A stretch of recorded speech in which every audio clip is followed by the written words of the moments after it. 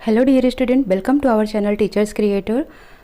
ये BEd second year paper 4 educational guidance and counselling subject है, जो कि छत्रपति शिवाजी महाराज यूनिवर्सिटी कानपुर के बच्चों के लिए है। जैसा कि आप सभी जानते हो, आप सभी का ऑब्जेक्टिव पेपर हो रहा है इस बार पूरे 4 सब्जेक्ट का। तो फर्स्ट पेपर के मैंने कुछ वीडियो अपलोड कर दिए हैं, जिन्हें आप जाकर देख सकते हैं। बहुत ही इंपॉर्टेंट वीडियो है वो आपके लिए। तो सबसे पहले अगर आपने विजिट नहीं किया है तो आप उस पर जाकर ज़रूर देखें, ठीक है। और अगर आप हमारे चैनल पर नए हैं तो वीडियो को लाइक करिए, कमेंट करिए और सब्सक्राइब कर लीजिए, ताकि नेक्स्ट वीडियो की नोटिफिकेशन आप तक आपको मिलती रहे।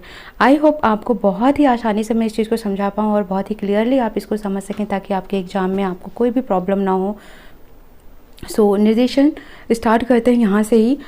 पहला क्वेश्चन है, निर्देशन का क्या अर्थ है? प्रदर्शन करना, निर्देशन करना, निर्देशित करना, संकेत करना या उपरोक्त सभी। ठीक है, तो निर्देशन का अर्थ हो जाएगा उपरोक्त सभी, यानी कि प्रदर्शन करना, निर्देशित करना, संकेत करना, ये सभी ही निर्देशन के अर्थ हैं। तो निर्देशन का मतलब क्या होता है? निर्देश देना। अब निर्देश ये नहीं, आदेश अलग है, निर्देश अलग है। आदेश होता है हम किसी को ऑर्डर दे रहे होते हैं।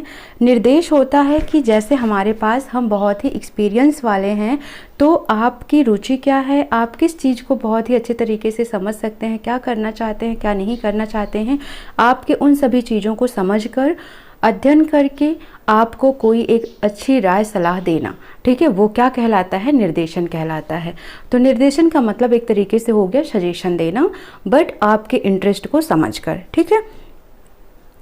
निर्देशन किस प्रकार का कार्य है? तो ये कैसा कार्य हुआ? व्यक्तिगत कार्य हुआ, क्योंकि निर्देश देना एक तरीके से ये व्यक्तिगत, यानी पर्सनली हम एक दूसरे को निर्देश देते हैं, एक दूसरे के एडवाइस देते हैं, ठीक है। तो निर्देशन एक व्यक्तिगत कार्य होता है। निर्देशन की परिभाषा क्या है? तो देख लो इसको। यह एक ऐसी प्रक्रिया है जिसमें अनुभवी व्यक्ति अनुभवहीन प्राणी को निर्देशित करता है, यानी जिसके पास ज्ञान है, जिसके पास एक्सपीरियंस है, वो क्या करेगा? ऐसे व्यक्ति को जिसको उसके बारे में ज्ञान नहीं है, नॉलेज नहीं है, अनुभव नहीं है, उस प्राणी को निर्देशित करता है, ये देखकर कि उस व्यक्ति की रुचि क्या है, योग्यता क्या है, वह उसकी क्षमता क्या है। इन तीनों चीज़ों को ध्यान में रखते हुए, इन सब के आधार पर ही वह उसको मार्ग प्रदर्शन करता है। यही प्रक्रिया निर्देशन कहलाती है। सिंपल सी लैंग्वेज में कहें तो जैसे हम अपने दोस्त से, हमारे दोस्त ने हमसे कोई पूछा कि फेवर चाहिए, ठीक है, तो हम सबसे पहले उससे ये पूछते हैं कि तुम्हारा क्या मन है, ठीक है। तो जो उसकी क्या मन है, उसकी क्या अवस्था है, उसके मतलब क्या वो चाहता है, उसको समझकर फिर हम उसको उचित या अनुचित सलाह, क्या उसके लिए सही है क्या नहीं, जब वो सलाह देते हैं तो वो कहलाता है क्या? निर्देशन। इनमें से कौन सी निर्देशन की प्रमुख विशेषताओं में से एक नहीं है? एक नहीं है का मतलब और सभी इसकी क्या हैं? निर्देशन की विशेषताएं हैं, केवल एक नहीं है। तो निर्देशन की बहुत सारी विशेषताएं हैं। जब आप थ्योरी पढ़ते हो तो मेन हेडिंग आपको ज़रूर पढ़नी है, ठीक है। बुक्स में आपको क्या करना है, जैसे 10-15 दिए हुए हैं विशेषताएं, तो उन 10-15 विशेषताओं की हेडिंग आपको पढ़ लेना है। बहुत ही ईजी टॉपिक है, बहुत ही ईजी सब्जेक्ट है, बहुत ही आसानी से आपको समझ आ जाएगा, ठीक है। निर्देशन व्यक्ति को अपने वातावरण के साथ समायोजित करने में सहायता प्रदान करता है। तो यस, ये तो एक विशेषता हो गई कि अगर हमें सही ढंग से निर्देश मिल गया, गाइड मिल गई, सही प्रॉपरली गाइडेंस हमें मिल गई, तो हम अपने वातावरण में बहुत सही तरीके से एडजस्ट हो जाते हैं, उसमें हम समायोजित हो जाते हैं। निर्देशन व्यक्ति और समाज की भलाई के लिए विशिष्ट और सामान्य सेवा प्रदान करता है। तो अगर सही ढंग की गाइडेंस होती है, काउंसलिंग होती है हमारी सही ढंग की, तो कोई भी व्यक्ति समाज की भलाई के लिए ही सभी काम या सेवाएं करता है। निर्देशन के द्वारा व्यक्ति का असंतुलित विकास होता है। तो ये गलत हो गया, क्योंकि जहाँ पर नेगेटिव थॉट्स आ गए ना, तो वो एकदम गलत हो गया, ठीक है। निर्देशन के द्वारा तो सभी अच्छी चीज़ें होती हैं, पर यहाँ पर इसने क्या बोला? असंतुलित विकास। आ क्या है? अगर आप ध्यान नहीं देंगे तो आपका नंबर कट जाएगा, ठीक है। असंतुलित विकास नहीं, निर्देशन के द्वारा व्यक्ति का संतुलित विकास होता है। फोर्थ है, निर्देशन वह प्रक्रिया है जो व्यक्तियों को उचित अवसर के लिए उचित स्थान और उचित समय पर उचित ढंग से सहायता करती है, ठीक है। तो निर्देशन ऐसी प्रक्रिया है जो व्यक्ति को एक उचित अवसर आने पर, जैसे आपका एक कॉम्पिटिटिव एग्जाम आ गया मान लो, ठीक है, जैसे मान लो अभी आपका बीएड का ही एग्जाम है, ठीक है, तो ये क्या है? आपके लिए एक उचित अवसर है। अब कोई एक अच्छा सा प्लेटफॉर्म जहाँ पर आपको जिसके विचार, जिसकी बातें, जिसके कॉन्सेप्ट आपको समझ आ रहे हैं, उसको उस प्लेटफॉर्म पर जाकर जब आप वीडियो देख रहे हैं उस पर अपना उचित समय दे रहे हैं, उचित ढंग से समझ रहे हैं, ठीक है, तो वह प्रक्रिया अब आपके लिए क्या हो गई, निर्देशन हो गई। तो इसमें राइट ऑप्शन क्या हो जाएगा, थर्ड, यानी कि ये एक विशेषता नहीं है निर्देशन की।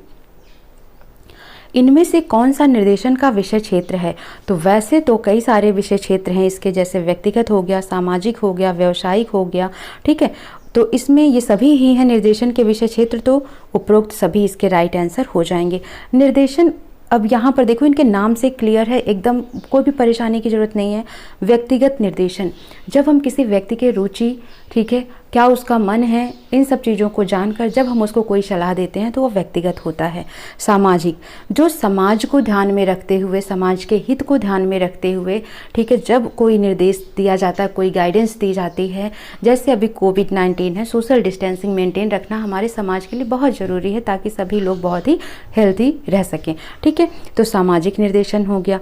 व्यवसायिक, जो किसी के जॉब के लिए, कैरियर के लिए अच्छा होता है, उसको जब कोई का किसी का इंटरेस्ट कुछ है और उसको उसी वे में उसको पुश किया जाए, उसके कैरियर को लेकर उसको कोई गाइड दी जाए, तो वो होता है व्यवसायिक निर्देशन, ठीक है। तो नाम से ही सबके हैं, अगर आपको क्वेश्चंस मिलेंगे तो आप बहुत ही आसानी से इसको कर पाएंगे, तो उपरोक्त सभी इसका राइट आंसर हो जाएगा। किस निर्देशन की सहायता से लोगों को आध्यात्मिक ज्ञान की प्राप्ति होती है। अब देखो यहाँ पर हमने क्या डाला था, यहाँ पर आध्यात्मिक निर्देशन नहीं डाला था, तो एक होता है आध्यात्मिक निर्देशन, ठीक है। आध्यात्मिक निर्देशन ये होता है कि बहुत मन क्या होता है, बहुत ही बुराइयों में, गलत गलत चीज़ों में चला जाता है, तो जब हम अध्यात्म का अध्ययन करते हैं तो हमें क्या होता है, बुराइयों से हम बच सकते हैं, ठीक है। तो किस प्रकार के निर्देशन की सहायता से लोगों को आध्यात्मिक ज्ञान की प्राप्ति होती है, तो आध्यात्मिक ज्ञान की बात कह रहा है तो आध्यात्मिक निर्देशन ही होगा यहाँ पर, ना ही तो नागरिकता संबंधी निर्देशन हुआ, ना तो नैतिक और धार्मिक निर्देशन। देखो मैंने अलग अलग चीज़ें ली हैं, जैसे अब यहाँ से आपको ये क्लियर हो जाएगा किस प्रकार के निर्देशन होते हैं। व्यक्तिगत भी होता है, सामाजिक होता है, व्यावसायिक होता है, 3 तो आपने यहाँ देख लिए। फिर 3 यहाँ भी देख लो, नागरिकता संबंधी निर्देशन, यानी जो हमारी सिटीजनशिप है, नागरिक हैं हम, भारतीय नागरिक हैं हम, भारतीय मूल के निवासी हैं, ठीक है, इस टाइप की जो निर्देशन होती है। नैतिक और धार्मिक निर्देशन, ठीक है, हमारी मोरल वैल्यूज क्या हैं, ठीक है, सिद्धांत क्या है, हमारे धर्म क्या है, ठीक है, इन सब चीज़ों को जब हम मानते हैं तो वो होता है धार्मिक निर्देशन। आध्यात्मिक, जो अध्यात्म यानी बुराइयों पे ना चले, ठीक है, परमात्मा, तो वो हो गया आध्यात्मिक निर्देशन। तो इसमें राइट ऑप्शन आपका क्या हो जाएगा, 3।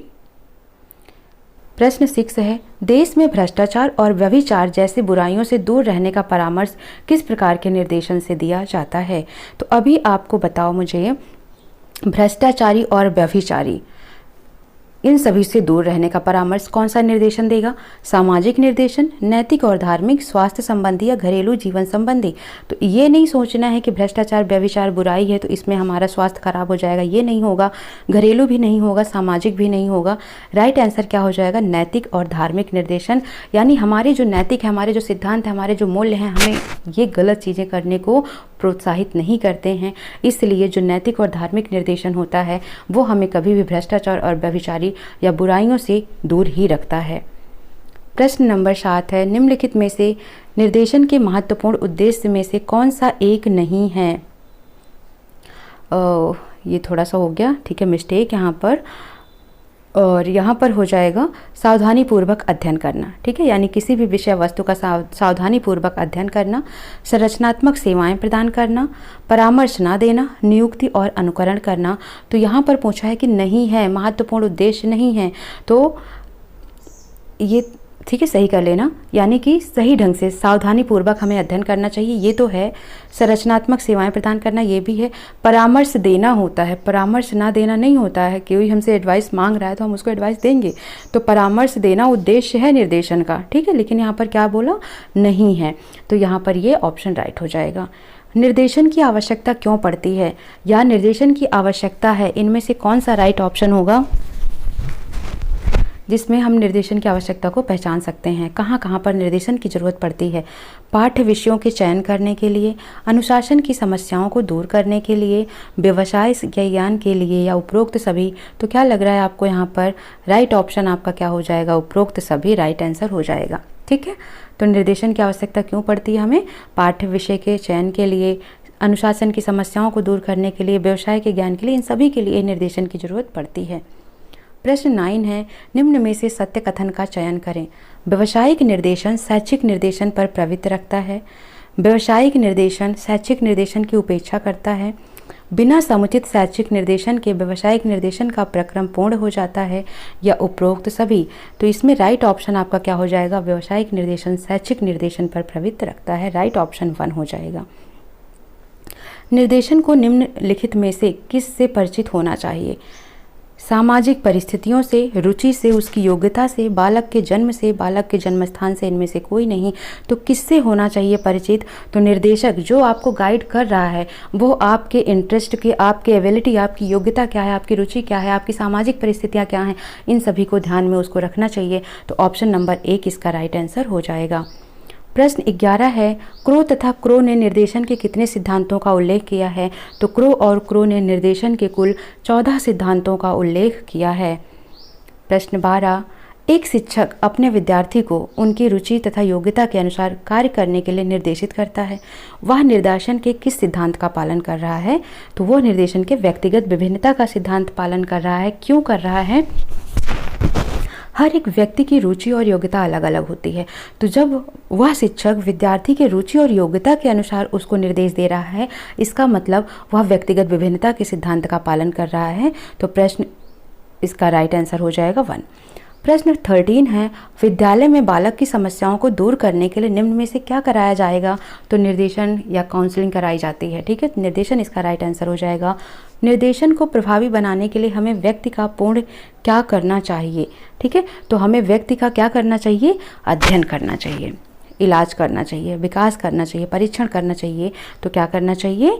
तो हमें उस व्यक्ति का अध्ययन करना चाहिए कंप्लीट तरीके से, जिसको हमें निर्देश देना है। ठीक है, इसका मतलब ये हुआ कि जब आप किसी को निर्देश दे रहे हैं उसके बारे में ही नहीं जान रहे हैं कि वह किसमें रुचि रख रहा है, उसकी योग्यता क्या है, उसकी क्षमता क्या है, कोई चीज़ आप उसकी समझ ही नहीं रहे और आप उसको चल रहे हैं निर्देश देने। वही कहते हैं ना, ज़्यादा ज्ञान मत बांटो, तो वो वाली बात आ जाती है यहाँ पे। तो जब तक आप उसकी सिचुएशंस को नहीं समझेंगे ना, तो तब तक उसको कोई निर्देश देना, कोई सलाह देना सब बेकार ही होता है। प्रश्न 15 है यहाँ पे, यदि एक बालक की रुचि कला में है और इसके परिवार वाले उसे विज्ञान पढ़ने के लिए दबाव डालते हैं, फिर बालक ने अपने अध्यापक के कहने पर कला वर्ग की पढ़ाई शुरू की, शिक्षक द्वारा निम्न में से कौन सी प्रक्रिया की गई है? तो यहाँ पर निर्देशन की प्रक्रिया की गई है। निर्देशन का लक्ष्य है, तो ये दोनों ही नोट कर लेना। निर्देशन का लक्ष्य होता है कि व्यक्ति और समाज के बीच में सामंजस्य स्थापित किया जा सके और व्यक्ति की रुचि और योग्यता व उसकी क्षमता को ध्यान में रखते हुए उसका मार्गदर्शन किया जा सके। ठीक है, तो ये होता है निर्देशन का लक्ष्य।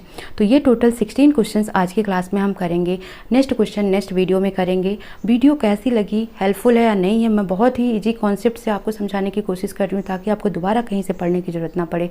सो मिलते हैं नेक्स्ट सेशन में। बट आप चैनल पर नए हैं तो प्लीज़ सब्सक्राइब कर दीजिए और शेयर कर दीजिए अपने दोस्तों के साथ। सो मिलते हैं नेक्स्ट सेशन में। Thank you for watching.